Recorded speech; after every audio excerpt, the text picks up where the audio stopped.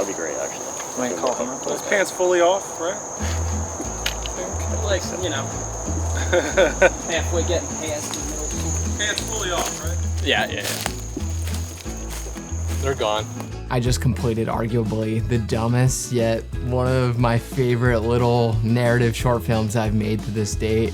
It's simple, it's funny, it's dark. In terms of production overall, it was pretty simple to make happen. The short film is called I Like Your Pants, and this is the behind the scenes of the making of that film. This video is sponsored by Artlist, where I sourced the music and sound effects to create this short film. I have like a lot of ideas for like my next feature, my next movie that I want to put together, just because we're having like all these conversations with distribution companies, different producers, different studios and stuff. Yeah. And they always ask like, you know, do you have anything else? Like, let me know like when you have ideas for the next one. Like I have a lot of ideas, but I don't have them like super fleshed out because I don't know like what I want to do, because I spent like 2.5 years on I Think I'm Sick, and it took so much out of me. And like I know that like whatever the next topic is, like it has to be something that I truly care about, because I'm not going to spend like that much time and energy knowing how hard it was for me to put together that. So I have like different ideas and stuff, and I'm putting together like little scenes from different concepts and maybe movie ideas I've had, and just shooting like little 1 minute, I guess, scenes from that, what it would look like, what it would feel like, to see if I even like it. And so this would be the first one. It's kind of like the story of just like, it's kind of like a serial killer type vibe and plot. So this is like my weathering post for cloth. As you can see, there's like fuzzies on this already. Just because you don't want stuff to look like it just came out of the box. So I'll take stuff and just like sand it on this, like rip it against the edge, throw it in the dirt, step on it, brush that in there. Just get yourself a nice worn looking gross shirt of a slobbish serial killer. Good to see you. What's up, man? Great to meet you. Yeah, great to meet you too, Miles. Pleasure. What's going on? Danny, love the stash. What's up? Jordan, nice to meet you. This is Sansa. She's Stark. exactly like Sansa Stark. So at 4 p.m., my 2 actors I needed in the film showed up. Jordan Rubio, one of them, who was someone who played a really great, funny role in my feature that I shot over the summer, I Think I'm Sick. And he was so fun to work with. He was such a joy. He actually absolutely killed his scene in the movie, and I just wanted to work with him again and thought he'd be perfect for this role, so he came out. Then Jordan recommended his friend Miles Lindsay for the other role. I took a look, and he was like the perfect character for this like kind of strange serial killer vibe that I was looking for. And Miles played it best, which is a great compliment I could pay to him, because it's hard to play that type of role. He's not really actually like that in real life. So once they got settled in, we got their costumes on, and we rehearsed the one little dialogue scene that plays out in the film.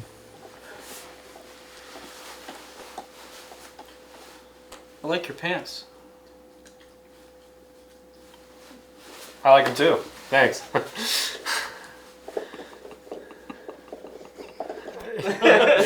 Perfect. Cool. It's perfect. All right, let's head over to the location. Great. Cool. We'll just drive my car. You listen to Zach Bryan? You get tickets to see him? Nah, I probably won't. I like hate social events. Then we arrived at our first of 2 locations where the rest of the crew was waiting for us. Had Carlos Stigliano come out, who many of you know through his YouTube channel or through me. He DP'd my movie, I Think I'm Sick. This is the 50 on it? Yeah. Cool. We probably just lift it a little more and we'll be good. Nice tripod. Thanks, dude. $5 grand. It probably feels so much nicer though. Yeah. It's just like, there's no reason this stuff should be that expensive. It's insane. And that's like cheap. Yeah. I have a lot of it. This is authentic cow's blood. It's not even for the shoot, it's just my stash. The good stuff. It's called Bleeding Time. First time using it. Getting right in here. I just wanted it to be easy for us to like access without like going too deep into the woods here. Also not people not watching us. First batch of shots were going really well. Was doing a combination of Carlos' Sony Venice that he bought, which I like still can't believe he bought that thing, but I'm also super pumped at the same time. And we used that in combination with our Sony FX3s just to help us save time with rigging. We had some top-down shots and we had a quick gimbal shot, so we don't want to waste time rigging the Venice on a steady cam or trying to create some giant thing to get the Venice top down and up really high. It's just really easy to use the FX3 for those diverse specialty type shots. Okay, I'm gonna try not to get the blood on the jacket. Yeah. That's the only thing. I don't know what this is like, just a heads up. I'm just gonna... Heard very sticky. Oh, it's cold. Is I it? think it's getting. Oh no, It's you're good. alright, yeah, you're good. This is fun. Yeah, it looks great. The way this comes out with water. I was about to say, I honestly think that it's gonna be red as fuck around my neck. Alright, well, we'll figure it out. Yeah, we'll see what happens. Action.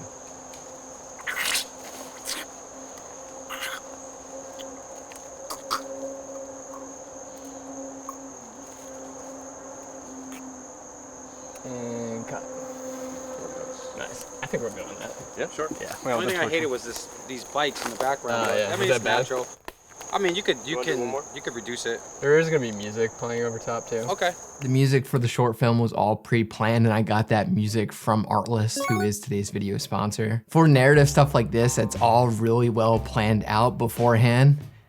I already know what music I'm gonna use, and I do the research for my music before I ever go out to shoot. I use it in pre-production. This film is a dark comedy type film, so I wanted something creepy, but also something a little uplifting that, you know, reflects how the serial killer himself feels about doing, you know, these heinous acts. So I went through the retro genre on Artlist, which is like my favorite genre of music to use in my style of filmmaking.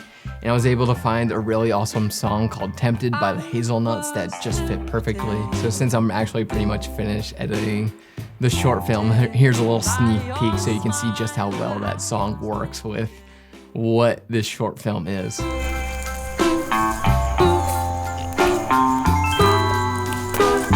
I was also able to find a ton of great sound effects from Artlist, like footsteps, crows in the woods, flesh being stabbed, all sounds that help bring the film to life. If you're having trouble looking for music for your next films and you're looking for something to inspire you, go ahead and check out my artist spotlight page on Artlist where you can see my favorite music. So yeah, if you want to check it out, there's a link in my description below where you can get 2 free months off when you sign up for an annual subscription. Just pour a bunch in your hand, it would definitely come off, or most of it. You'll have that tint in your hand for maybe a day or 2. Yeah, I'm worried about his neck for the shot, not my hand. Yeah. I don't know, we'll figure it out when the time comes. What are you gonna do, right? That's cinema, man. Cinema. So everything's going perfect on the shoot. The shots look great, the actors are killing it.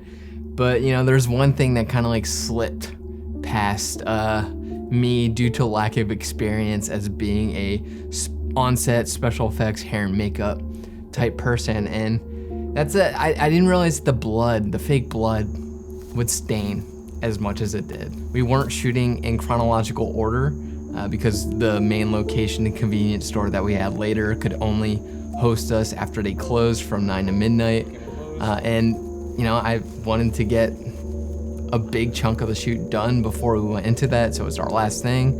And that ending scene obviously didn't call for blood to be all over their neck already. But yeah, it was something that was just worrying me in the back of my mind, trying to keep cool, hoping I didn't just ruin the rest of what we were about to shoot later on. Nice. The little chewing sounds are sweet. Ooh, man, this went right through the back, huh? Turn it up.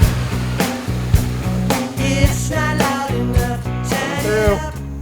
Next scene called for shooting with a car. I love the look of older cars in films. Anything pre-2001 has like a boxy, like classic charactery look to it. Like, I don't like the look of modern cars in films. It just doesn't work for me, and especially like my style of doing things. Like older cars work best, but they're really hard to find every now and then because people don't own older cars. So I put out an Instagram post just seeing if anyone had, you know, this specific type of car.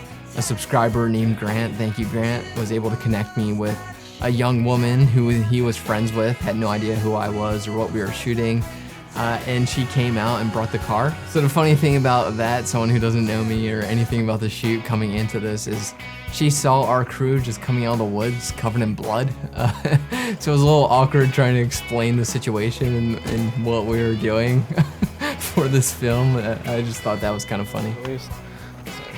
And I don't think we're all gonna fit.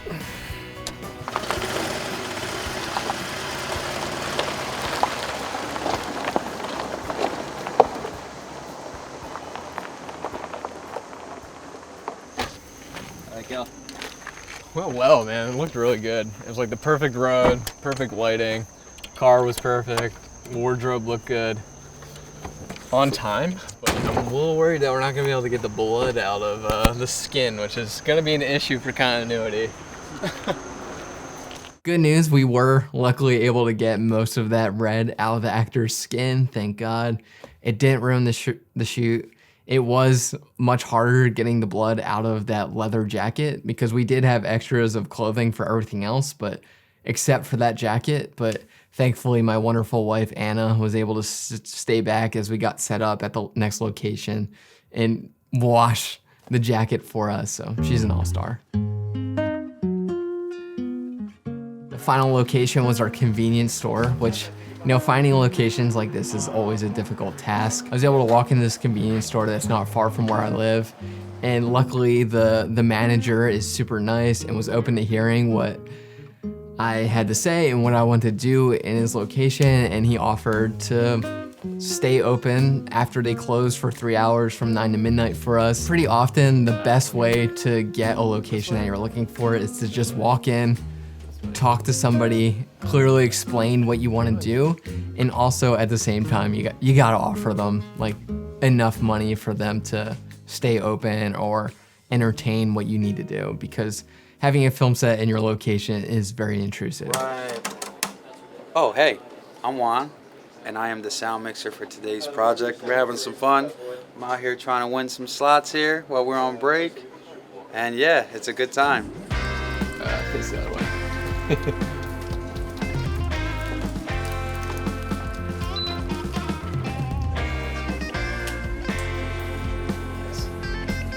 Like, you're definitely still trying to like appease like a stranger, you know? Trying to be nice. Yeah. As we're going, my BTS guy, Nick, who shout out all the BTS that you're watching, he asked me why did I bring on Carlo, a DP, and like, why are we shooting on the Venice versus the FX3? I usually just do everything that I post on YouTube by myself completely. And there's two reasons there. The first thing is Carlo's great. He's becoming a better DP than I ever was. I trust him. I can focus on directing the actors, you know, making sure everyone's on the same page. I can do the blood and all the extra wardrobe stuff that I'm taking on, and it makes for a more fun, stress-free experience for me. Well, I don't have to worry about the camera and the lighting stuff. And the second is these are like little proof of concepts for features that I want to make. I do want to bring Carlo along with me on those bigger narrative projects. I think we just work really great together.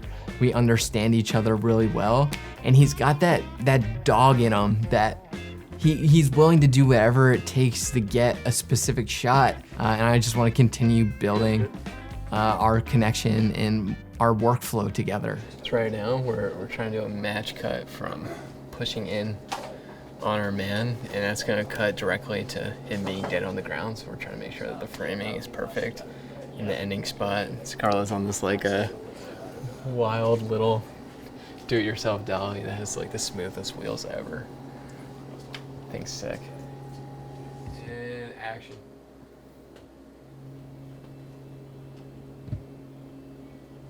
Yeah, that was nice. Feel better.